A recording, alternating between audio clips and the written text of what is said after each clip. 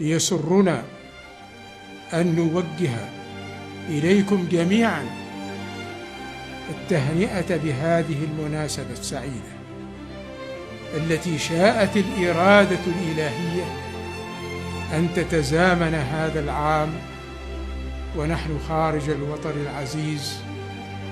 للأسباب التي تعلمونها. العزيز مساء هذا اليوم مكللا بفضل الله ومشيئته بتمام الصحة والعافية بعد استكمال جلالته البرنامج الطبي بجمهورية ألمانيا الاتحادية، والذي كتب لنتائجه النجاح التام ولله المنة والحمد. وبهذه المناسبة الغامرة بالسعادة يتشرف ديوان البلاط السلطاني برفع أجل التهاني وأخلص التبريكات إلى مقام جلالته أبقاه الله، وإلى أبناء عمان الأوفياء، مقرونة بخالص الدعاء للخالق جلت قدرته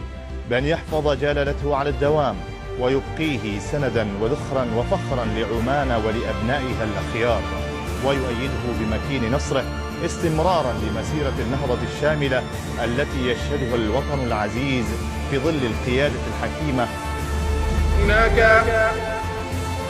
أمر هام يجب على جميع المسؤولين في حكومتنا أن يجعلوه دائما نصب أعينهم، ألا وهو أنهم جميعا خدم لشعب هذا الوطن العزيز، وعليهم أن يؤدوا هذه الخدمة بكل إخلاص، وأن يتجردوا من جميع الأنانيات، وأن تكون مصلحة الأمة قبل أي مصلحة شخصية، إذ أننا لن نقبل العذر ممن يتهاون في أداء واجبه المطلوب منه في خدمة هذا الوطن ومواطنيه، بل سينال جزاء تهاونه